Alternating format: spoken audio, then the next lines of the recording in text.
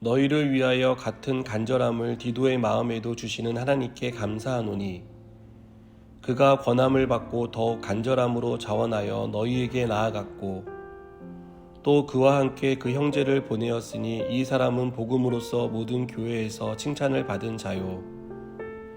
이뿐 아니라 그는 동일한 주의 영광과 우리의 원을 나타내기 위하여 여러 교회의 택함을 받아 우리가 맡은 은혜의 일로 우리와 동행하는 자라. 이것을 조심함은 우리가 맡은 이 거액의 연보에 대하여 아무도 우리를 비방하지 못하게 하려 함이니 이는 우리가 주 앞에서뿐 아니라 사람 앞에서도 선한 일에 조심하려 함이라. 또 그들과 함께 우리의 한 형제를 보내었노니 우리는 그가 여러 가지 일에 간절한 것을 여러 번 확인하였거니와 이제 그가 너희를 크게 믿음으로 더욱 간절하니라. 디도로 말하면 나의 동료요 너희를 위한 나의 동역자요 우리 형제들로 말하면 여러 교회의 사자들이요 그리스도의 영광이니라. 그러므로 너희는 여러 교회 앞에서 너희의 사랑과 너희에 대한 우리 자랑의 증거를 그들에게 보이라. 아멘. 막 사역을 시작했을 때 선배들로부터 목회에 대한 조언을 들었습니다. 선배들이 저에게 조언해 준 내용은 크게 두 가지였습니다. 그것은 목회자가 해야 할 것과 조심해야 할 것에 대한 것이었습니다. 그 중에서도 선배들이 많이 강조했던 것은 목회자가 절대 조심해야 할 것이 있는데 그것은 이성과의 관계 그리고 돈에 대한 것이었습니다. 우리가 아는 대로 한국교회는 눈부신 성장과 부흥의 시기를 거쳐왔습니다. 동네마다 교회가 세워졌고 그 교회들은 크든 작든 부흥을 경험했습니다. 우리나라 국민의 25%가 기독교인이라는 통계가 있을 정도로 교회는 큰 부흥의 시기를 맞이했었습니다. 그러나 어느 순간 교회는 쇠퇴하기 시작했습니다. 사람들은 교회 쇠퇴의 이유를 대부분 내부의 문제에서 비롯되었다는 데 동의합니다. 그리고 내부의 문제 중에 가장 큰 문제가 바로 이성 문제와 돈 문제였습니다. 중대형 교회 목회자 중에 이 문제로 불명예스럽게 교회를 떠난 목회자들도 상당수 있습니다.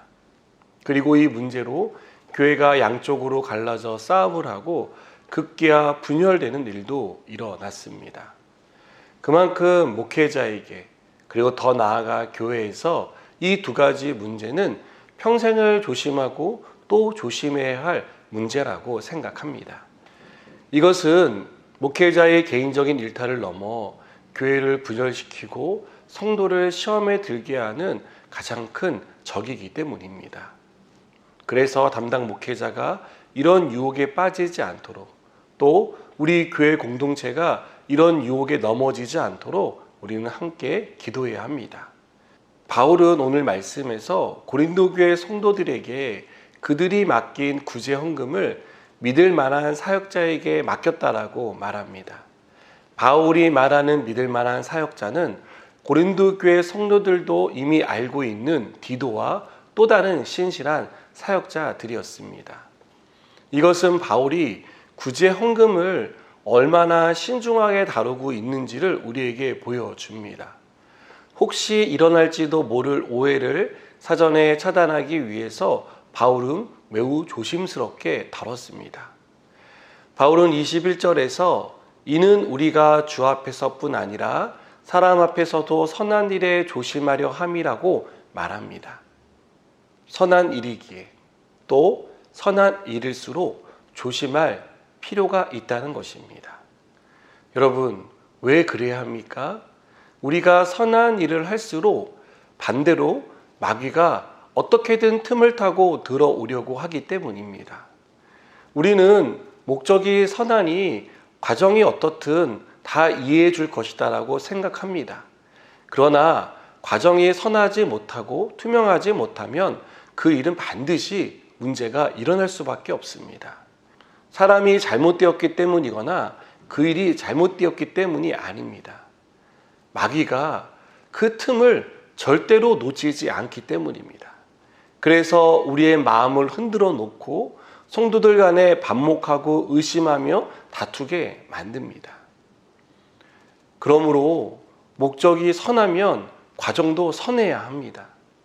모든 일을 투명하게 진행해야 합니다.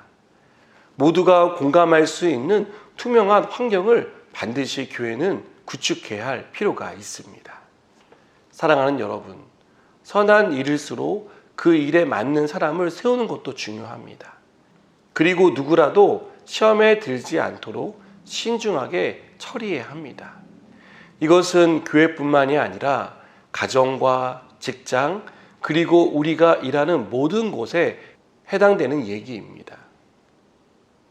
만일 교회가 거룩함과 함께 투명성을 회복한다면 믿지 않는 사람들은 그 모습에 마음의 문을 열 수도 있을 것이라 생각됩니다. 기부금의 투명성 논란으로 시끄러울 때 한 단체가 모든 재정을 투명하게 공개해 온 일이 화제가 된 적이 있습니다. 어찌 보면 단체에서는 당연한 일이었겠지만 당시에는 그 일이 크게 화제가 되었습니다. 그리고 이 일은 기부할 곳을 찾던 사람들에게 신선한 충격이 되었고 그 단체의 기부금이 증가하는 결과를 가져왔습니다. 저는 이 모습을 보면서 선한 일일수록 신중하고 투명해야 한다는 사실을 다시 한번 되새길 수 있었습니다. 여러분, 세상을 살아가는 우리의 모습이 이랬으면 좋겠습니다. 그리고 한국 교회가 이렇게 되기를 소망하고 우리 함께 기도합시다. 기도하시겠습니다. 하나님, 하나님의 선한 일이 선하게 이루어질 수 있도록 우리가 모든 과정 속에서 투명하게 일하게 하시고 특별히 재정에 있어서 투명한 삶을 살아갈 수 있도록 우리에게 은혜를 베풀어 주시옵소서. 예수님의 이름으로 기도드립니다. 아멘.